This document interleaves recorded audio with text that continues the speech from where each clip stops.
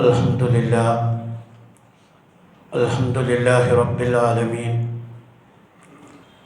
नहमदुहु व नस्तईनुहु व नस्तगफिरुहु व नु'मिनु बिही व नतवक्कलु अलैहि व नऊज़ु बिल्लाहि तआला मिन शुरूरि अनफुसिना व मिन सय्यिआति अअमालिना मन यहदिहिल्लाहु फला मुदिल्ल लहु व मन युद्लिल फला हादिय लहु ونشهد أن لا إله إلا الله وحده لا شريك له ونشهد أن محمدا عبده ورسوله أرسله بالهدى ودين الحق ليظهره على الدين كله ولو كره المشركون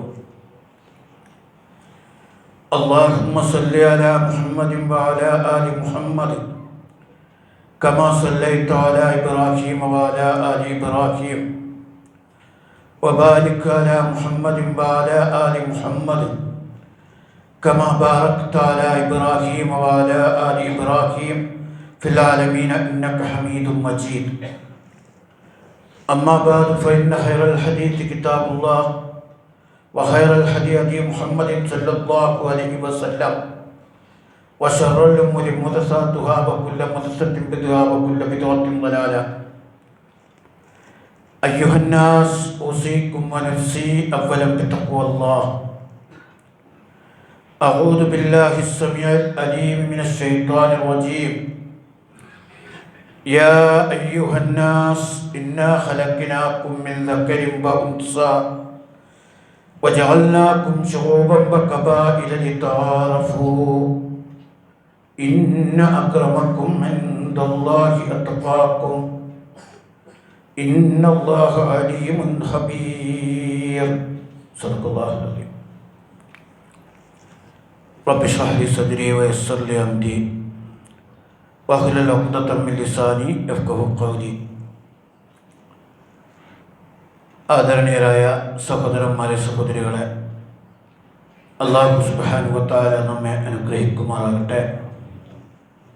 അല്ലാഹുവിൻ്റെ പരിശുദ്ധ ദീനനുസരിച്ച് ജീവിക്കുവാൻ ആദ്യമായി എന്നെയും തുടർന്ന് നിങ്ങളെയും വസിയത്ത് നൽകുകയാണ്. അല്ലാഹുവിൻ്റെ പരിശുദ്ധ ദീനിൻ്റെ എല്ലാ നന്മകളും ഉൾക്കൊണ്ടുകൊണ്ട് ജീവിക്കാൻ നമുക്ക് സാധ്യമായി തീരണം. ഇസ്ലാം മനുഷ്യ ജീവിതത്തിൽ വലിയ മാറ്റങ്ങളാണ് ലോകത്തുണ്ടാക്കിയത്. അല്ലാഹുവിൻ്റെ റസൂല് കേവലം ആരാധനാപരമായ ചില മാറ്റങ്ങൾ ഉണ്ടാക്കുക മാത്രമല്ല ചെയ്തത്, മനുഷ്യരെ സംബന്ധിച്ച കാഴ്ചപ്പാടിലും വീക്ഷണത്തിലും വളരെ കൃത്യമായ ചില അടിസ്ഥാനങ്ങൾ മനുഷ്യകുലത്തെ പഠിപ്പിച്ചിട്ടുണ്ട്. അല്ലാഹുവിൻ്റെ റസൂല് വരുന്ന കാലത്ത് തന്നെ ലോകത്ത് നിലനിന്നിരുന്ന വലിയൊരു അത്യാചാരം മനുഷ്യർക്കിടയിലുള്ള വിവേചനങ്ങളായിരുന്നു, അസമത്വമായിരുന്നു. സമൂഹത്തിലെ കുറച്ച് ആളുകളാണ് ഉന്നതരെന്നും അവർ മാത്രമാണ് യഥാർത്ഥത്തിൽ ഉയർന്ന മനുഷ്യരെന്നും ബാക്കിയുള്ളവരൊക്കെ താഴ്ന്ന ജനവിഭാഗങ്ങളാണ് എന്നൊക്കെയുള്ള കാഴ്ചപ്പാടുകൾ ഒരുപാട് കാലം മുമ്പേ മനുഷ്യർക്കിടയിലുള്ള ഒന്നാണ്. ഇപ്പോൾ ഫിർഔനെ സംബന്ധിച്ചിടത്തോളമുള്ള കാഴ്ചപ്പാട് അതായിരുന്നു. ബനൂ ഇസ്രായേലുകൾ വധിക്കപ്പെടണം, അവർ ആൺകുട്ടികളെ കൊല്ലുക. അതേപോലെ നമ്മൾ ചരിത്രങ്ങൾ പരിശോധിക്കുമ്പോൾ പിന്നീട് റസൂലുള്ളാഹിയുടെ കാലത്തൊക്കെ ലോകത്തുടനീളം ഈ ഉച്ചനീചത്വം നിലനിന്നിരുന്നു. അന്ന് കറുത്ത മനുഷ്യനെ തൊട്ടാൽ ഒരുപാട് തവണ കഴുകണം. കറുത്ത അടിമകളായ ആളുകൾ അവർ സ്പർശിക്കുക പോലുമില്ല. ബിലാൽ റളിയല്ലാഹു അൻഹു ഒക്കെ കിടന്നിരുന്നത് കഴുതയുടെയും കുതിരയുടെയും ചാണകത്തൊഴുത്തിൽ, ആ തൊഴുത്തിലായിരുന്നു. കുപ്പായം ധരിക്കാൻ അനുവാദം ഉണ്ടായിരുന്നില്ല. ചാക്ക് പോലത്തെ ഒരു തുണിക്കഷണമാണ് ഉപയോഗിച്ചിരുന്നത്. അങ്ങനെ തുടങ്ങി അവിടെ അന്ന് അറബികളിൽ മാത്രമല്ല ഈ ലോകത്തുടനീളം അത്യാചാരം നിലനിന്നിരുന്നു. നമ്മുടെ ഇന്ത്യയിലേക്കൊക്കെ വന്നാൽ, കേരളത്തിലേക്കൊക്കെ വന്നാൽ ദീനുൽ ഇസ്ലാം വന്ന് സഹസ്രാബ്ദങ്ങൾ കഴിഞ്ഞിട്ടും അതിൻ്റെ ഭീകരമായ ജാതീയത നിലനിന്നിരുന്നു. ഇപ്പോൾ ലേറ്റസ്റ്റ് നിങ്ങളൊക്കെ പത്രത്തിൽ വായിച്ചു കാണുമല്ലോ, മെഡിസിന് പഠിക്കുന്ന, അല്ലെങ്കിൽ ഡെൻ്റൽ കോളേജിൽ പഠിക്കുന്ന നിതിൻ രാജ് എന്ന് പറയുന്നൊരു പയ്യൻ, ഡോക്ടറാകേണ്ട കുട്ടി, സവർണനായ ഒരു അധ്യാപകൻ്റെ ജാതീയമായ അധിക്ഷേപങ്ങൾ സഹിക്കാനാവാതെ പ്രയാസപ്പെട്ടതാണ് നമ്മൾ വായിക്കുന്നത്. അദ്ദേഹം ആത്മഹത്യ ചെയ്തു അല്ല, കൊല്ലപ്പെട്ടതാണ്, കൊന്നതാണ് എന്നൊക്കെയുള്ള തർക്കങ്ങൾ നിൽക്കുകയാണ്. പക്ഷെ ആ സമയത്താണ് വിദ്യാർത്ഥികൾ കൂട്ടത്തോടു കൂടി പറയുന്നത്, നിറത്തിൻ്റെ പേരിൽ, വർഗത്തിൻ്റെ പേരിൽ, വർണ്ണത്തിൻ്റെ പേരിലൊക്കെ ഒരു ഡോക്ടർ അതിഭീകരമായി അധിക്ഷേപിക്കുകയാണ്. ഇത് ഒറ്റപ്പെട്ടതല്ല, ഇന്ത്യയിൽ പല സ്ഥലത്തും രോഹിതും വിമലെ പോലെയുള്ള ഒരുപാട് ആളുകൾ ഈ ജാതീയമായ അസ്പർശത അനുഭവിച്ചുകൊണ്ടിരിക്കുകയാണ്. ഇപ്പോഴും നമ്മുടെ രാജ്യത്ത് നിലനിൽക്കുന്നു എന്നുള്ളതാണ്. സവർണനായ ഓഫീസർ അവർണനായ ഓഫീസർ ഇരുന്ന കസേരയിൽ വന്നിരിക്കില്ല, ശുദ്ധികലശ ചെയ്യണം. അപ്പം ജാതീയതയുടെ ഒരു ഭീകരത ഇപ്പോഴും സമൂഹത്തിൽ നിലനിൽക്കുകയാണ്. കേരളത്തിലൊക്കെ അത് ഭീകരമായ ഒരവസ്ഥയിലായിരുന്നു മുമ്പൊക്കെ. ചില പൊതുവഴികളിലൂടെ നടക്കാൻ പാടില്ല. ചില ജാതി വിഭാഗങ്ങൾക്ക് ഉയർന്ന ജാതി വിഭാഗങ്ങളുമായി ഇത്ര അടി അകലം പാലിക്കേണ്ടതുണ്ട്. 50 അടി 60 അടിയൊക്കെ അകലം പാലിക്കേണ്ടത്. പകൽ വെളിച്ചത്തിൽ വരാൻ പാടില്ലാത്ത ജാതി സമൂഹങ്ങളുണ്ടായിരുന്നു. പറയ സമൂഹമൊക്കെ പകൽ വെളിച്ചത്തിൽ വരാൻ പാടില്ല എന്നാണ്. അതേപോലെ തന്നെ അവരവർക്ക് തങ്ങളുടേതായൊരു ജീവിതം നയിക്കാൻ പോലും അനുവാദമില്ല. ഒരാൾക്ക് സ്വന്തമായി ഒരു ആഭരണം ഉണ്ടെങ്കിൽ അത് ധരിക്കാൻ പാടില്ല. ഇപ്പോൾ ജാതി താഴ്ന്നതാണ്, പക്ഷേ തനിക്ക് ഒരു സ്വർണത്തിൻ്റെയോ വെള്ളിയുടെയോ ഒരു ആഭരണം ഉണ്ടെങ്കിൽ അത് ധരിക്കാൻ പാടില്ല. കല്ലുകൊണ്ടുണ്ടാക്കിയ കല്ലുമാലയെ ധരിക്കാൻ പാടുള്ളൂ. ഭൂമിയിൽ തുപ്പാൻ പാടില്ല. വൃത്തിയുടെ പേരിലല്ല, ഭൂമിയിൽ അവർ തുപ്പാൻ പാടില്ല. അതുകൊണ്ട് താഴ്ന്ന ജാതിക്കാർ നടക്കുമ്പോൾ കഴുത്തുകളിൽ ചിരട്ട കെട്ടി തൂക്കി നടക്കേണ്ടിയിരുന്നു. ആ ചിരട്ടയിലേക്കാണ് അവർ തുപ്പി നടക്കേണ്ടത്. അത് വളരെ ഭീകരമായ സ്വഭാവത്തിൽ അത് നിലനിന്നിരുന്നു എന്നതാണ്. മലയാള ഭാഷയിൽ ഭാഷാ പ്രയോഗങ്ങൾ നടത്താൻ പാടില്ലായിരുന്നു. ഇനി പുതിയ തലമുറ പഠിക്കേണ്ടതാണ് ചരിത്രം. എനിക്കൊരു വീടുണ്ട് എന്ന് പറയാൻ പാടില്ല. വീടിന് പകരം കുടി എന്നോ അതല്ലെങ്കിൽ ചെറ്റ എന്നോ പറയാനേ പാടുള്ളൂ. എൻ്റെ ചെറ്റയിലേക്ക് എന്ന് അല്ലാതെ വീട് എന്ന് പറയുന്നത് കുറ്റകരമാണ്. കുട്ടികൾ, സ്വന്തം മക്കൾ എൻ്റെ കുട്ടികളെന്ന് പറയാൻ പാടില്ലായിരുന്നു. കുട്ടപ്പികൾ എന്നോ കുരങ്ങപ്പിള്ളകൾ എന്നോ പറയേണ്ട ഭാഷാപ്രയോഗമാണ് പാടുള്ളതായിട്ടുണ്ടായിരുന്നത്. കണ്ണിൽ നിന്ന് കണ്ണുനീര് വരുന്നതിനെക്കുറിച്ച് കണ്ണീർ എന്ന് പറയാൻ പാടില്ല, പഴവെള്ളം എന്ന് പറയണം എന്നായിരുന്നു. ഞാൻ എന്ന മലയാള വാക്ക് പ്രയോഗിക്കാൻ പാടില്ല, അടിയാൻ എന്ന വാക്കേ പ്രയോഗിക്കാൻ പാടുള്ളൂ. വീടിന് ചാള, കുപ്പപ്പാട് എന്നൊക്കെയാണ് വീടിന് പ്രയോഗിച്ചിരുന്നത്. അരിക്ക് കരിക്കാടി വെള്ളം, കഞ്ഞിവെള്ളത്തിന് കരിക്കാടി വെള്ളം എന്നേ പറയാൻ പാടുള്ളൂ, അരി എന്ന് പ്രയോഗിക്കാൻ പാടില്ല. ഇനി ചെയ്യുന്ന പ്രവൃത്തികൾക്ക് പോലും ഭാഷാ പ്രയോഗങ്ങൾ പ്രത്യേകം ഉണ്ടായിരുന്നു. ഞാൻ ഭക്ഷണം കഴിച്ചു എന്ന് പറയാൻ പാടില്ല, കഞ്ഞി കുടിച്ചു എന്നാണ് മാക്സിമം നല്ല ഭാഷയായിട്ട് പറയാൻ പാടുള്ളൂ. ചോറ് തിന്നു എന്ന് പറയാൻ പാടില്ല. മരിച്ചാൽ എൻ്റെ അച്ഛൻ മരിച്ചു എന്ന് പറയാൻ പാടില്ല, എൻ്റെ അച്ഛൻ ചത്തു എന്ന് തന്നെ പറയണം. കേരളത്തിൽ അതാണ്. ഒരു പലചരക്ക് കടയിൽ ചെന്നിട്ട് 1 കിലോ ഉപ്പ് വേണമെന്ന് പറഞ്ഞതേ ഓർമ്മയുള്ളൂ, തല്ലിക്കൊന്നു, അടിച്ചടിച്ചു കൊന്നു. ഉപ്പ് എന്ന വാക്ക് പ്രയോഗിക്കാൻ പാടില്ല, പുളിച്ചത് എന്നായിരുന്നു പ്രയോഗിക്കേണ്ടിയിരുന്നത്. സ്വന്തമായി വസ്ത്രമുണ്ടെങ്കിൽ സ്ത്രീകൾക്ക് മാറുമറക്കാൻ പാടില്ല. കേരളത്തിൽ വളരെ വ്യാപകമായി നിലനിന്നിരുന്ന ഒരു അത്യാചാരമായിരുന്നു താഴ്ന്ന ജാതി വിഭാഗങ്ങൾക്ക് മാറുമറക്കാൻ പാടില്ല എന്നുള്ള അവസ്ഥ. ഈ അടുത്ത കാലം വരെ അതാണ്. ടിപ്പു സുൽത്താൻ കേരളത്തിൽ വന്നപ്പോൾ ഇവിടുത്തെ സമ്പന്ന ജാതി മേൽക്കോയ്മയിലുള്ള ആളുകൾ ബ്രിട്ടീഷുകാരുടെ കൂടെ അവർ നിന്ന് ഈ ജനങ്ങളെ മുഴുവൻ അടിമകളാക്കുന്നതാണ് അദ്ദേഹം കണ്ടത്. അതുകൊണ്ട് ആ ആളുകൾക്കെതിരെ ടിപ്പു നിലപാടെടുത്തിട്ടുണ്ട്. അതുകൊണ്ട് ടിപ്പുവിനെ ഭീകരനായിട്ട് ചിത്രീകരിക്കുന്നു. ടിപ്പു സുൽത്താനാണ് പിന്നീട് ആ വസ്ത്രം ഇവിടെ കൊണ്ടുവന്ന് വിതരണം ചെയ്തത്. നങ്ങേലിയുടെ ചരിത്രം നമ്മൾ കേട്ടിട്ടുണ്ട്. അഥവാ ആരെങ്കിലും വസ്ത്രം മറക്കുകയാണെങ്കിൽ, സ്ഥലങ്ങൾ രണ്ടും മറക്കുകയാണെങ്കിൽ പ്രത്യേക കരം കൊടുക്കണം. അങ്ങനെ സ്ഥലം മറച്ച നങ്ങേലിയുടെ പക്കൽ കരം പിരിക്കാൻ വന്ന ആളോടുള്ള പ്രതിഷേധത്തിൽ നങ്ങേലി കത്തിയെടുത്ത് തൻ്റെ 2 സ്ഥലങ്ങളും മുറിച്ചു. രക്തം വാർന്ന നങ്ങേലി മരിച്ചു. ബ്രിട്ടീഷുകാരുടെ കൂടെ ലണ്ടനിലേക്ക് വീട്ടുവേലക്ക് പോയ ഒരു ഈഴവ സ്ത്രീ ബ്രിട്ടീഷുകാരുടെ കൂടെ വേല കഴിഞ്ഞ് തിരിച്ച് നാട്ടിലെത്തിയപ്പോൾ അവൾ അവിടുന്ന് മാറുമറച്ച് തിരിച്ചു വന്നു. ഈഴവ സ്ത്രീ മാറുമറച്ചു എന്ന കാരണത്താൽ തിരുവിതാംകൂർ അമ്മ മഹാറാണി കൊട്ടാരത്തിൽ വിളിപ്പിച്ചു വരുത്തി അവളുടെ സ്ഥലം മുറിച്ചു. ഇതൊക്കെ ഈ അടുത്ത് കേരളത്തിൽ നടന്ന സംഗതികളാണ്. ഇന്ത്യയിൽ അത് അതിഭീകരമായ അവസ്ഥയിലുണ്ടായിരുന്നു. സ്കൂളുകളിൽ താഴ്ന്ന ജാതിക്കാർക്ക് ബെഞ്ചിലിരിക്കാൻ പാടില്ല, നിലത്തിരിക്കണം. അവർക്ക് ഒരിക്കലും മേലെ ഇരിക്കാൻ പാടില്ല, അവർക്ക് കുപ്പായം ധരിക്കാൻ പാടില്ല എന്ന കാലം ഉണ്ടായിരുന്നു. അംബേദ്കർ ബുദ്ധിമാനും വളരെ കഴിവുള്ള കുട്ടിയാണ്. അംബേദ്കർ നിലത്താണ് ഇരിക്കുന്നത്.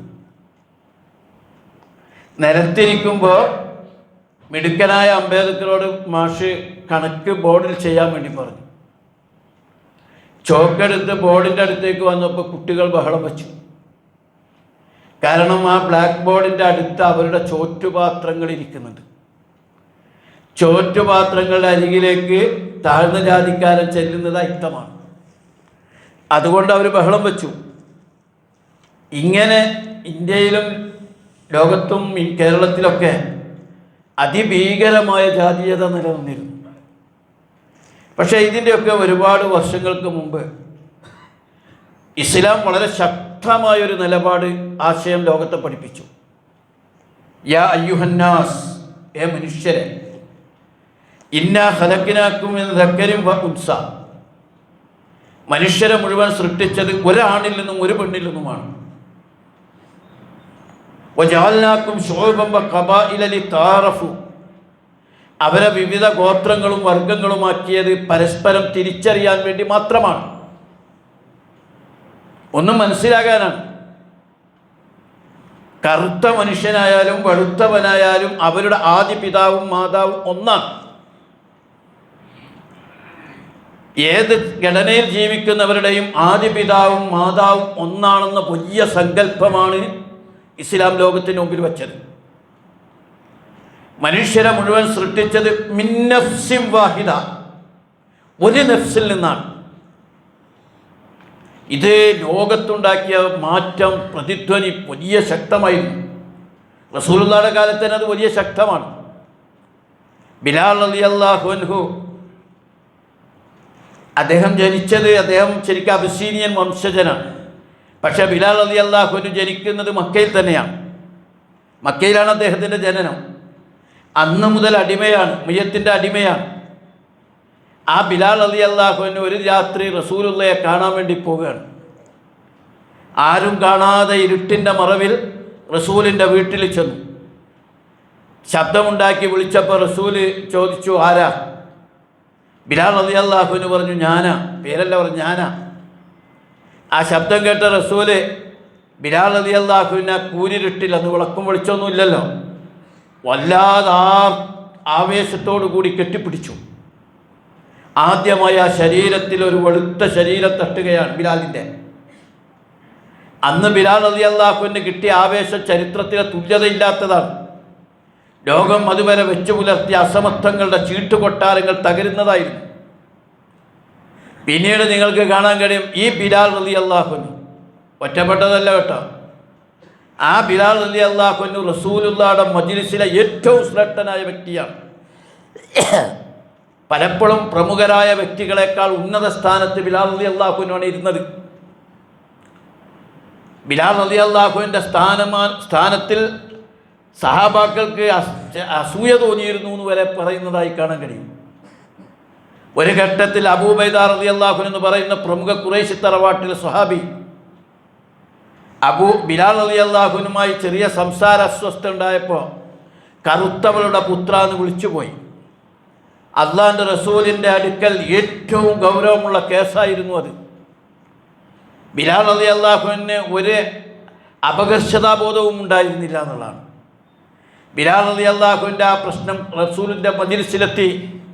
വളരെ ഗൗരവത്തോടു കൂടി അബൂ ഉബൈദ റളിയല്ലാഹുവിനെ റസൂൽ ശാസിച്ചു. ഇപ്പോഴും ജാഹിലിയത്തിൻ്റെ അംശം കിടക്കുന്നുണ്ടോ എന്ന് ചോദിച്ചു. അദ്ദേഹത്തിനാണെ അറിയാതെ വായിന്ന് വീണുപോയതാ.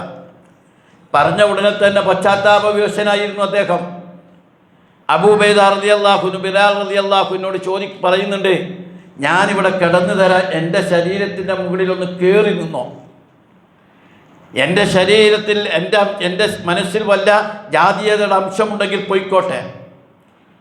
ആ ബിലാൽ റളിയല്ലാഹുവിന് നെഞ്ചു വിരിച്ച് റസൂലിൻ്റെ കൂടെ ഒപ്പം നടന്നു. മക്ക ഫതഹിൻ്റെ ഘട്ടം നമുക്ക് എല്ലാവർക്കും അറിയാം, നിസ്സാര കാര്യമല്ല അത്. ഇസ്ലാം മക്ക തിരിച്ചു പിടിച്ചിരിക്കുകയാണ്, ഒരു പുതിയ രാഷ്ട്രം കീഴടക്കിയിരിക്കുകയാണ്. ഇസ്ലാമിൻ്റെ ഏറ്റവും പ്രധാനപ്പെട്ട കീഴടക്കൽ. ആ രാഷ്ട്രത്തിൻ്റെ വിജയപ്രഖ്യാപനം നടത്താൻ സാധാരണ ഭരണാധികാരിയാണ് ചെയ്യേണ്ടത്. ഇന്ത്യക്ക് സ്വാതന്ത്ര്യം കിട്ടിയപ്പോൾ ചെങ്കോട്ടയിൽ നെഹ്റുവാണ് പ്രസംഗിച്ചത്. ഇതേപോലെ മക്ക തിരിച്ചു പിടിച്ചപ്പോൾ അതിൻ്റെ വിജയപ്രഖ്യാപനം നടത്തേണ്ടത് മുഹമ്മദ് റസൂലുള്ളയാണ്. പക്ഷേ റസൂൽ അതൊരു പ്രതിനിധി ഏൽപ്പിക്കാൻ തീരുമാനിക്കുകയാണ്. ചരിത്രത്തിൽ കാണാൻ കഴിയും, ഒന്നും കൊതിക്കാത്ത പ്രധാനപ്പെട്ട സഹാബാക്കൾ അത് കൊതിച്ചു. അബൂബക്കർ സിദ്ദീഖ് റളിയല്ലാഹു അൻഹു ആഗ്രഹിച്ചു റസൂൽ എന്നെ വിളിച്ചെങ്കിൽ. ഉമർ റളിയല്ലാഹു അൻഹു ആഗ്രഹിച്ചു റസൂൽ എന്നെ വിളിച്ചെങ്കിൽ. റസൂൽ ഇത് ചെയ്യുന്നില്ലെങ്കിൽ, ഈ ദൗത്യം നിർവഹിക്കാൻ എന്നെ ക്ഷണിച്ചെങ്കിൽ. അദ്ദേഹം റസൂൽ അതിന് തിരഞ്ഞെടുത്ത രീതി കഅബയുടെ മുകളിൽ കയറി ബാങ്ക് വിളിക്കലാണ്. കഅബയുടെ മുകളിൽ അതിനു മുമ്പ് ആരും ബാങ്ക് വിളിച്ചിട്ടില്ല, ശേഷവും വിളിച്ചിട്ടില്ല. ഒരിക്കൽ മാത്രമാണ് കഅബാലയത്തിൻ്റെ മുകളിൽ ബാങ്ക് വിളി നടന്നത്. റസൂൽ കഅബാലയത്തിൻ്റെ മുകളിൽ ബാങ്ക് വിളിക്കാനുള്ള തീരുമാനം എന്നെ വിളിച്ചെങ്കിലെന്ന് ഓരോ സഹാബികളും ആഗ്രഹിക്കുമ്പോൾ റസൂൽ വിളിച്ചത് അയിന ബിലാൽ. ബിലാൽ എവിടെ? ബിലാൽ ജനിച്ചത് മക്കയിലാണ്. പക്ഷേ ഈ സെക്കൻഡ് വരെ ബിലാൽ കഅബ കണ്ടിട്ടില്ല. കഅബ കാണാൻ പാടില്ല. കഅബാലയത്തിൻ്റെ 4 അയലത്തേക്ക് വരാൻ ബിലാലിന് അധികാരമില്ലായിരുന്നു. പക്ഷേ ഇന്ന് ബിലാൽ അടക്കമുള്ള എല്ലാവരും ആ കഅബയുടെ ചുറ്റും നിൽക്കുകയാണ്. ആളുകൾക്കിടയിലൂടെ തിക്കിത്തിരക്കി കഅബയുടെ അരികത്ത് നിൽക്കുന്ന റസൂലുള്ളാഹിയുടെ അടുത്തേക്ക് ബിലാൽ റളിയല്ലാഹു അൻഹു വരികയാണ്. റസൂൽ പറഞ്ഞു, കഅബയുടെ മുകളിൽ കയറി ബാങ്ക് പിടിക്ക്. സ്തൂപം പോലുള്ള കഅബയുടെ മുകളിൽ കയറാൻ പ്രയാസപ്പെട്ട് വിഷമിച്ച് നിൽക്കുന്ന ബിലാൽ റളിയല്ലാഹു അൻഹുവിനോട് റസൂലുള്ള തൻ്റെ കൈപ്പത്തി കഅബാലയത്തിൻ്റെ ചുമരിനോട് ചേർത്ത് ഉറപ്പിച്ച് നിർത്തിയിട്ട് പറഞ്ഞു, എൻ്റെ കയ്യിൽ ചവിട്ടി മുകളിൽ കയറിക്കോ. റസൂലുള്ളാഹിയുടെ കയ്യിൽ ചവിട്ടി തട്ടിപ്പിടിച്ച് കഅബാലയത്തിൻ്റെ മുകളിലേക്ക് കയറുമ്പോൾ ബിലാൽ റളിയല്ലാഹുവിൻ്റെ പിടിവിട്ടുപോയി. അദ്ദേഹം താഴേക്ക് ഉതിർന്നു വീണു. ഉടൻ അള്ളാഹുവിൻ്റെ റസൂൽ തൻ്റെ 2 ചുമലും ബിലാൽ റളിയല്ലാഹുവിൻ്റെ കാലിനടിയിൽ വെച്ചു കൊടുക്കുകയാണ്. ലോകമിത് കാണണം. ഖുറൈശ് തറവാട്ടിലെ മുഹമ്മദ് റസൂലുള്ളാഹിയുടെ തോളത്തെ അബസീനിയൻ അടിമയായ ബിലാലിൻ്റെ 2 കാലുകൾ അദ്ദേഹം തത്തിപ്പിടിച്ചിരിക്കുന്നത് കഅബാലയത്തിൻ്റെ ചുമലിനെ. വീണ്ടും തത്തിപ്പിടിച്ചുകൊണ്ട് അദ്ദേഹം കഅബയുടെ മുകളിൽ കയറി ബാങ്ക് പിടിക്കുമ്പോൾ ലോകം അതുവരെ വെച്ചു പുലർത്തിയ അസമത്വത്തിൻ്റെ ചീട്ടുകൊട്ടാരങ്ങൾ തച്ചു തകർക്കുകയായിരുന്നു. ആ രംഗം കണ്ട അബൂ സുഫിയാൻ, അന്നാണ് അദ്ദേഹം ഇസ്ലാമിലേക്ക് വരുന്നത്, മക്ക ഫതഹിൻ്റെ അന്ന്. അബൂ സുഫിയാൻ നോക്കുമ്പോൾ കഅബാലയത്തിൻ്റെ 4 അയലത്തേക്ക് വരാൻ പാടില്ലാത്ത ബിലാൽ കഅബാലയത്തിൻ്റെ മുകളിൽ കയറി ബാങ്ക് പിടിക്കുക. ആ അബൂ സുഫിയാൻ പറഞ്ഞൊരു വർത്താനം മതി, പടച്ചോങ്കാത്തിൻ്റെ വാപ്പ ജീവിച്ചിരിക്കാഞ്ഞത്. ജാഹിലിയ മനസ്സുള്ള എൻ്റെ വാപ്പയെങ്ങാനും ഈ രംഗം കണ്ടിരുന്നെങ്കിൽ കഅബാലയത്തിന്റെ 4 അയലത്തേക്ക് വരാൻ പാടില്ലാത്ത ബിലാൽ കഅബാലയത്തിന്റെ മുകളിൽ കയറി ബാങ്ക് വിളിക്കണ രംഗമെങ്ങാനും എൻ്റെ വാപ്പ കണ്ടിരുന്നെങ്കിൽ കഅബാലയത്തിന്റെ തിരുമുറ്റത്ത് വാപ്പ ഹൃദയം പൊട്ടി മരിച്ചേനെ. എന്താണ് ഈ കാണുന്നത്? ആരെയാണ് മുഹമ്മദ് കഅബയുടെ മുകളിൽ കയറ്റി നിർത്തിയിരിക്കുന്നത്? അബസീനിയൻ അടിമയായ ബിലാലിനെ. ആ ബിലാൽ ആരെയാണ് താഴെ നിർത്തിയിരിക്കുന്നത്? ഖുറൈശ് തറവാട്ടിലെ തമ്പുരാക്കന്മാരെ, ഖുറൈശ് തറവാട്ടിലെ പ്രമാണിമാരെ മുഴുവൻ താഴെ നിർത്തി കഅബയുടെ മുകളിൽ കയറി ഒരു രാഷ്ട്രത്തിൻ്റെ വിജയപ്രഖ്യാപനം നടത്താൻ ആ ബിലാലിനെ മാറ്റിയെടുത്തിരിക്കുന്നു. ലോകത്ത് സമത്വത്തിൻ്റെ വർത്തമാനം പറഞ്ഞ് അവസാനിപ്പിക്കുകയല്ല, അത് പ്രകടമായ രീതിയിൽ മാറ്റിയെടുക്കുകയായിരുന്നു റസൂൽ ചെയ്തത്. ഇത് ബിലാൽ റളിയല്ലാഹു അൻഹുവിനോട് മാത്രമല്ല, തൻ്റെ അടിമയായിരുന്ന സയ്യിദ് റളിയല്ലാഹു അൻഹു, പിന്നീട് വളർത്തുപുത്രനായ സയ്യിദ് റളിയല്ലാഹു അൻഹുവിൻ്റെ മകൻ ഉസാമ റളിയല്ലാഹു അൻഹു, ഉസാമയും ഉമർ റളിയല്ലാഹു അൻഹുവിൻ്റെ മകൻ അബ്ദുല്ലാഹിബ്നു ഉമറും മറ്റൊക്കെ ചെറിയ കുട്ടികളായ ആളുകളാണ്, ചെറുപ്പക്കാരാണ്. പക്ഷേ ഒരു ദിവസം ഇബ്നു ഉമർ റളിയല്ലാഹു അൻഹു, റസൂൽ പോറ്റി വളർത്തുന്ന കുഞ്ഞാണ് ഇബ്നു ഉമർ റളിയല്ലാഹു അൻഹു, പ്രഗത്ഭനായ സ്വഹാബി. ഇബ്നു ഉമർ റളിയല്ലാഹു അൻഹു ഉമർ റളിയല്ലാഹുവിനോട് കേസ് പറയുന്നുണ്ട്, ഉപ്പ, അള്ളാഹിൻ്റെ റസൂല്, ഞാൻ താങ്കളുടെ മകനായിട്ട് ഉപ്പാടെ ഏറ്റവും അടുത്താളല്ലേ ഉമർ റളിയല്ലാഹു അൻഹു, എന്നിട്ടും എനിക്ക് വേണ്ട പരിഗണന നൽകുന്നില്ല. എന്നേക്കാൾ വലിയ പരിഗണന ഉസാമക്കാണ് കൊടുക്കുന്നത്. ആ സന്ദർഭത്തിൽ ഉമർ റളിയല്ലാഹു അൻഹു പറയുന്നുണ്ട്, മോനെ, അള്ളാഹിൻ്റെ റസൂലിൻ്റെ ഏറ്റവും അടുത്ത ആൾ നിന്റെ ഉപ്പ ഉമറല്ല, അള്ളാഹുവിൻ്റെ ഏറ്റവും പ്രിയപ്പെട്ട മനുഷ്യൻ ആ സെയ്ദ് എന്ന് പറയുന്ന ഒരു ഘട്ടത്തിൽ അടിമയായിരുന്ന മനുഷ്യനാണ് ഉപ്പയേക്കാൾ അള്ളാഹിൻ്റെ റസൂലിന് ഏറ്റവും അടുത്തത്. നമുക്കറിയാം, നബി സല്ലല്ലാഹു അലൈഹി വസല്ലം തിരുമേനി പ്രവാചകനാകുന്നതിന് മുമ്പ് ഖദീജ റളിയല്ലാഹു അൻഹയ്ക്ക് കിട്ടിയ അടിമക്കുട്ടിയായിരുന്നു സെയ്ദ്. ആ സെയ്ദിനെ ഖദീജ റളിയല്ലാഹു അൻഹ റസൂലുള്ളാഹിക്ക് കൊടുത്തു. റസൂൽ ആ കുട്ടിയോട് അടിമ ഉടമ ബന്ധത്തിലല്ല വളർത്തിയത്, നല്ല സ്നേഹത്തോടെ വളർന്നു. അന്ന് ഇസ്ലാമും പ്രവാചകനുമായിട്ടില്ല. ഒരു ദിവസം സെയ്ദിൻ്റെ കുടുംബക്കാർ വരികയാണ് കുട്ടീനെ തിരിച്ചു പിടിക്കാൻ. ഒരു കൊള്ളസംഘം ആക്രമിച്ച് അടിമയാക്കിയതാണ് സെയ്ദിനെ. സെയ്ദിനെ തിരിച്ചു വരാൻ വേണ്ടി എളാപ്പയും മുത്താപ്പയും വേണ്ടപ്പെട്ടവരൊക്കെ കൂടി വന്നു. സെയ്ദ് ആരുടെ പക്കലുണ്ട് എന്ന് മക്കൾ ചോദിച്ചപ്പോൾ പറഞ്ഞു, മുഹമ്മദിൻ്റെ പക്കലുണ്ട്. സെയ്ദ് റളിയല്ലാഹു അൻഹു തേടി റസൂലുള്ളാഹിന്റെ അടുത്ത് വന്നിട്ട് സെയ്ദിനോട് പറഞ്ഞു, മോനെ, നിന്നെ സ്വീകരിക്കാൻ വന്നതാ ഞാൻ, നിന്നെ ഞങ്ങൾ കൊണ്ടുപോകാം, എന്ത് വേണമെങ്കിലും പകരം ഇവർക്ക് കൊടുക്കാം. അള്ളാഹിൻ്റെ റസൂൽ ഒരൊറ്റ വർത്തമാനം പറഞ്ഞു, സെയ്ദിന് നിങ്ങളുടെ കൂടെ വരണമെന്ന് ആഗ്രഹമുണ്ടെങ്കിൽ ഞാൻ വിട്ടുതരാം, എനിക്ക് പകരം മറ്റൊന്നും തരേണ്ടതില്ല. അതല്ല, സെയ്ദിന് നിങ്ങളുടെ കൂടെ വരാൻ താല്പര്യമില്ലെങ്കിൽ നിങ്ങൾ ആര് വിചാരിച്ചാലും ആ കുട്ടിയെ ഞാൻ വിട്ടുതരില്ല. വാപ്പയും ഉപ്പയും എളാപ്പയും പറഞ്ഞു, ആരാണ് അടിമത്തെ സ്വീകരിക്കാൻ? ഞങ്ങളെ കുട്ടി വരും. സെയ്ദ് റളിയല്ലാഹുവിനോട് ചോദിച്ചു, മോനെ വരണോ? ആ കുട്ടി പറഞ്ഞു, ഞാൻ വരുന്നില്ല, ഉപ്പാട് എളാപ്പാടും കൂടെ ഞാൻ വരുന്നില്ല, എനിക്ക് ഏറ്റവും പ്രിയപ്പെട്ട ഒരു മനുഷ്യൻ്റെ കൂടെയാണ് എൻ്റെ ജീവിതം. ആ റസൂലിനെ അദ്ദേഹം ആ കുഞ്ഞ് ചേർത്ത് പിടിച്ചു. അവർ വിഷണ്ണരായി മടങ്ങിപ്പോകുമ്പോൾ റസൂൽ നേരെ കുട്ടിയെ കൊണ്ട് കഅബയുടെ അടുത്തേക്ക് എന്നിട്ട് പറഞ്ഞു, സെയ്ദിന് എൻ്റെ അടിമയല്ല, സെയ്ദ് എൻ്റെ മോനാണ്, സെയ്ദ് എൻ്റെ മകനാണ്, സെയ്ദ് എൻ്റെ വളർത്തുപുത്രനാണ്.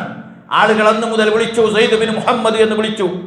പിന്നീട് പരിശുദ്ധ ഖുർആൻ സൂറത്ത് അഹ്സാബിലെ വമാ ജഅല അദ്ഇയാഅക്കും അബ്നാഅക്കും, നിങ്ങളുടെ വളർത്തുപുത്രന്മാർ നിങ്ങളുടെ മക്കളല്ല എന്നുള്ള ആയത്തിറങ്ങിയപ്പോഴാണ് സെയ്ദ് ബിൻ ഹാരിസ് എന്ന പേര് വന്നത്. അതുവരെ സെയ്ദിനെ ചേർത്ത് പിടിച്ചു അല്ലാഹുവിൻ്റെ റസൂല്. ഞാൻ പറഞ്ഞു വന്നത്, ഇസ്ലാം സമത്വത്തിൻ്റെ വലിയ ദീനായിരുന്നു. അത് ചരിത്രത്തിൽ വലിയ അത്ഭുതങ്ങളാണ് ഉണ്ടാക്കിയത്. മുഖൗക്കിസ് രാജാവിൻ്റെ അടുത്തേക്ക് മുസ്ലിം സംഘം കയറി ചെന്നു. മുഖൗക്കിസ് രാജാവിൻ്റെ മുന്നിലേക്ക് കയറി ചെന്ന മുസ്ലിം സംഘത്തിൽ ഉണ്ടായിരുന്നത് അവരുടെ ലീഡർ കറുകറുത്തൊരു മനുഷ്യനാണ്. രാജാവ് അയാളുടെ നിറം കണ്ടിട്ട് പേടിച്ചു പോയി. തൻ്റെ പ്രജകളിൽ വലിയൊരു വിഭാഗം കറുത്തവരാണ്. പക്ഷെ രാജാവ് ഒരാളെയും കണ്ടിട്ടില്ല, കാണാൻ അവസരമില്ല, കാണാൻ പാടില്ല. തൻ്റെ പ്രജകളിൽ വലിയൊരു വിഭാഗം കറുത്തവരായിട്ട് രാജാവ് കണ്ടിട്ടില്ല. പക്ഷേ മുസ്ലിം സംഘത്തിൻ്റെ നേതാവ് കറുകറുത്ത മനുഷ്യൻ. മുഖൗക്കിസ് രാജാവ് പറഞ്ഞു, നിൽക്കവിടെ, നിൽക്ക്, ആ കറുത്ത മനുഷ്യനെ മാറ്റിയിട്ട് നിങ്ങൾ മുന്നോട്ട് വരും. ഇസ്ലാമിക മുസ്ലിം സംഘം പറഞ്ഞു, ഒരിക്കലുമില്ല, ഇയാളാണ് ഞങ്ങളുടെ നേതാവ്, നിങ്ങളോട് ഈ മുഖൗക്കിസിനോട് ഈ കറുകറുത്ത മനുഷ്യൻ തന്നെ സംസാരിക്കും. അങ്ങനെ മുഖൗക്കിസിൻ്റെ മുമ്പിലേക്ക് വരുന്ന രംഗം നമുക്ക് കാണാൻ സാധിക്കും. ജബില എന്ന് പറയുന്ന രാജാവ് ഇസ്ലാമിനെ കുറിച്ച് പഠിക്കാനും പ്രവാചകനെ കുറിച്ച് അറിയാനും ഇസ്ലാമിനെ കുറിച്ച് മനസ്സിലാക്കാൻ വേണ്ടി ഉമർ റളിയല്ലാഹുവിൻ്റെ കാലത്ത് വന്നു. അദ്ദേഹം കഅബ തവാഫ് ചെയ്യുകയാണ്. ഒരു സാധാരണക്കാരൻ മുണ്ടിൽ ചവിട്ടിയപ്പോൾ ജബില അയാളുടെ കവളത്തടിച്ചു. രാജാവിൻ്റെ പ്രതിനിധിയായി, ഖലീഫയുടെ പ്രതിനിധിയായി വന്ന രാജാവ് അടിക്കല്ല ചെയ്യേണ്ടത്, കൊല്ലുകയാണ് സാധാരണ ലോകത്തെ നിയമം.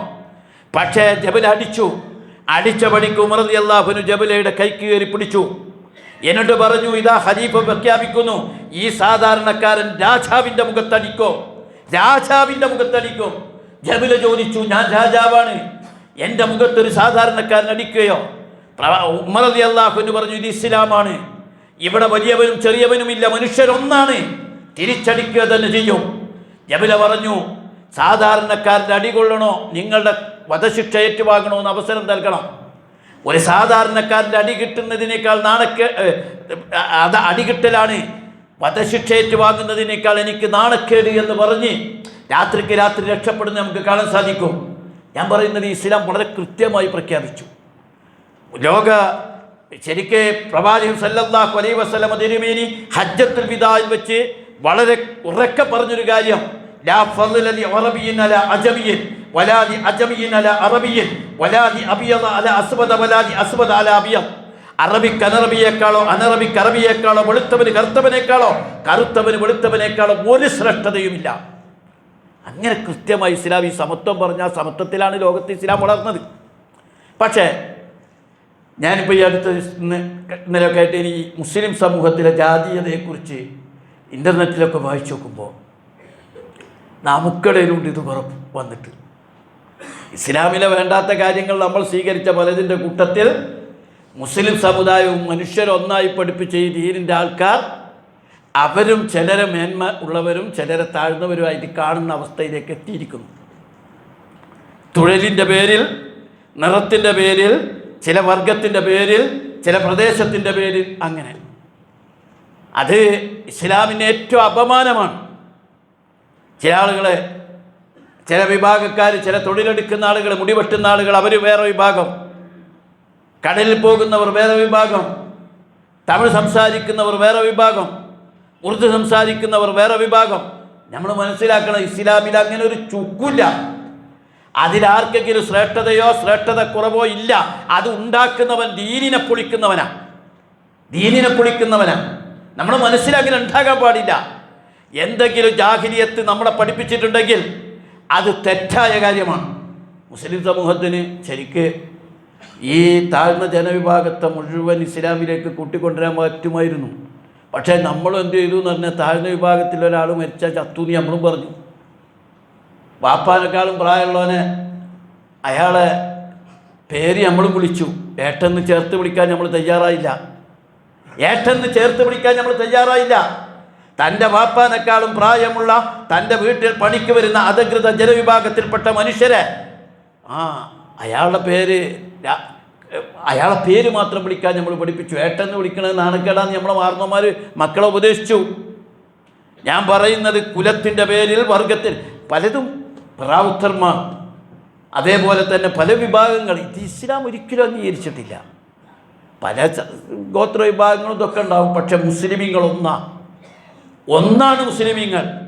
ആ ആശയത്തിന് ബദലായ എന്തെങ്കിലും പകരം നമ്മൾ വർഗത്തിൻ്റെയോ വർണ്ണത്തിൻ്റെയോ നിലപാട് സ്വീകരിച്ചാൽ ഇസ്ലാമിൻ്റെ നന്മക്ക് കോട്ടം തട്ടണം. ഇപ്പോൾ ലോകത്ത് ഇസ്ലാം ഏറെ പ്രചരിച്ചതും ഇസ്ലാം വ്യാപിച്ചതും ഈ താഴ്ന്ന ജനവിഭാഗങ്ങളായി അസ്പർശതയും തൊട്ടുകൂടായ്മയും തീണ്ടിക്കൂടായ്മയും അനുഭവിച്ച ആളുകൾ മനുഷ്യ സമത്വത്തിന് വേണ്ടി ഇസ്ലാം സ്വീകരിക്കുകയാണ് ചെയ്തത്. ശരിക്കിപ്പോഴും ഇന്ത്യയിലൊക്കെ അതിൻ്റെ വർഗീയതയുടെയും വിഭാഗീയതയുടെയും ഭീകരാവസ്ഥയാണ്. അവിടെ ഇസ്ലാമിൻ്റെ സാൻമാർഗികതയുടെയും സമത്വത്തിൻ്റെയും നന്മ ലോകത്തിൻ്റെ മുമ്പിൽ ഉയർത്തിക്കാണിക്കാൻ ബാധ്യതപ്പെട്ടവരാണ് നമ്മൾ എന്ന് മനസ്സിലാക്കേണ്ടതുണ്ട്. ഇസ്ലാം ലോകത്തുണ്ടാക്കിയ ഏറ്റവും വലിയൊരു വിപ്ലവം മനുഷ്യരൊന്നാണ്, മനുഷ്യർ സമന്മാരാണ്. ഖലീഫ ഉമർ റളിയല്ലാഹു അൻഹുവൊക്കെ ഗവർണറുടെ മക്കളൊക്കെ പിടിച്ചാണ് അടിച്ചത്. രാജാവൊന്നും അവിടെ ഒരു വ്യത്യാസവും ഇല്ല, മനുഷ്യരൊന്നാണ്. റസൂലൊരിക്കൽ പറഞ്ഞില്ലേ, നിങ്ങളിലെ സമ്പന്നർ തെറ്റ് ചെയ്താൽ വെറുതെ വിടുകയും പാപങ്ങൾ തെറ്റ് ചെയ്താൽ ശിക്ഷിക്കുകയും ചെയ്തതിൻ്റെ പേരിലാണ് മുൻകാല സമുദായങ്ങൾ ശിക്ഷിക്കപ്പെട്ടത്. ഒരു ജാതീയതയുടെ മനസ്സ് നമുക്ക് വെക്കാൻ പാടില്ലെന്ന് മാത്രമല്ല, മനുഷ്യരൊക്കെയും ആദം നബി അലൈഹി സ്വലാമിൻ്റെയും ഹവ്വാ ബീവിയുടെയും മക്കളാണ്. അല്ലേ? ഉറപ്പല്ലേ? നമ്മളങ്ങനെ വിശ്വസിക്കണവരല്ലേ? ഈ ഭൂമിയിലേക്ക് ആദ്യം വന്നത് ആദം നബി അലൈഹി സ്വലാമും ഹവ്വാ അലൈഹി സ്വലാമും അല്ലേ? അവരുടെ മക്കളല്ലേ നമ്മൾ? അഥവാ നമ്മുടെ ആദ്യ പിതാവും മാതാവും ഒന്നാണെങ്കിൽ പിന്നെന്ത് ജാതീയത? എന്ത് വിഭാഗീയത, എന്ത് വ്യത്യാസം? ആ വ്യത്യാസം ഇങ്ങനെ എപ്പോഴും ഇങ്ങനെ അങ്ങോട്ടും ഇങ്ങോട്ടും കല്യാണം പോലും നടക്കാത്ത വിധത്തിൽ ഇങ്ങനെ അകന്നകന്ന് ഇങ്ങനെ നിൽക്കുന്നത് ഒട്ടും ഭൂഷണമല്ല. അതില്ലാതാക്കാൻ വേണ്ടി ശ്രമിക്കണം. അള്ളാഹിൻ്റെ റസൂൽ എത്ര ഉന്നത കുലെ ഈ സെയ്ദ് റളിയല്ലാഹുവിനെ കൊണ്ടാണ് സൈനബിനെ കൊണ്ട് കല്യാണം കഴിപ്പിച്ചത്. ഖുറൈശ് തറവാട്ടിലെ റസൂലുള്ളാഹിയുടെ അമ്മായിയുടെ മകളെ ഈ അടിമയായ സെയ്ദ് റളിയല്ലാഹുവിനെ കൊണ്ട് റസൂൽ കല്യാണം കഴിപ്പിച്ചു. എത്ര പേരെ! അതേപോലെ അതുവരെ അടിമകളും സാധാരണക്കാരും പാവങ്ങളുമായ മനുഷ്യരെ കൊണ്ട് ഖുറൈശ് തറവാട്ടിലെ സ്ത്രീകളെയും പുരുഷന്മാരെയൊക്കെ വിവാഹം കഴിപ്പിക്കുന്ന ചിത്രം നമുക്ക് കാണാൻ കഴിയും. അതങ്ങണ്ട് ഇല്ലായ്മ ചെയ്ത് ഒന്നിച്ച് മനുഷ്യരൊന്നാക്കി തീർക്കുകയാണ് ചെയ്തത്. ഇതിന് ഈ നിലപാട് നമ്മൾ സ്വീകരിക്കുമ്പോൾ ഈ പറഞ്ഞ ആത്മഹത്യകളും പ്രശ്നങ്ങളും ഇപ്പോഴും ഒരുപാട് ആളുകൾ ഈ ജാതീയതയുടെ പ്രയാസം അനുഭവിക്കുന്നുണ്ട്. അവർക്ക് ആശ്വാസം നൽകുന്ന നിലപാടായിരിക്കണം വിശ്വാസികളെന്ന നിലക്ക് നമ്മൾ സ്വീകരിക്കേണ്ടത്. അല്ലാഹു തആല അനുഗ്രഹിക്കുമാറാകട്ടെ. ഖുലു ഖൗലി ഹാദാ അസ്തഗ്ഫിറുല്ലാഹ ലി വലക്കും.